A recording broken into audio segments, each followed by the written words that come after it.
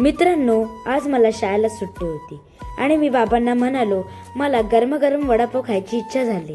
त्यावर बाबा मला घेऊन गेले शिरगाव मधील फेमस देवळेकर वडापाव सेंटर। आम्ही ऑर्डर दिल्याबरोबरच काकांनी गरमागरम वडे तळायला सुरुवात केली। बाहेर पडणारा पाऊस आणि त्यावर गरमागरम वडापाव, त्याची तर मज्जाच वेगळी होती। या ठिकाणी वडापाव बरोबरच भजी, रसवडा, मिसळपाव, चहा इत्यादी सुद्धा मिळते। नंतर आम्हाला तेथे आलेल्या ग्राहकांनी सांगितले की तुम्ही येथील वडापाव बरोबर मिळणारी आंबट गोड चटणी नक्कीच ट्राय करा, ती तुम्हाला नक्कीच आवडेल। आणि ते म्हणाले की आम्ही सुद्धा खास या चटणीसाठीच येतो।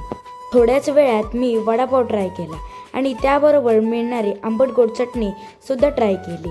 वडापावचा पहिला बाईट घेताच हे नक्की झाले की येथील वडापाव तर फेमस आहेच, पण इथे वडापाव सोबत मिळणारी आंबट गोड चटणी खूपच चविष्ट आहे।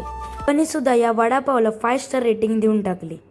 मित्रांनो, आपण जो वडापाव आणि आंबट गोड चटणीचा आस्वाद घेतला, त्याची खरी सुरुवात आणि रेसिपी ओंकार दादाची आई, ज्या आपल्यासोबत आता नाही आहेत, परंतु त्यांची ही आंबट गोड चटणी आणि वडापावची चव नेहमी त्यांची सर्वांना आठवण करून देत राहील। येथे येण्याचा पत्ता पिन कॉमेंटमध्ये मेन्शन आहे।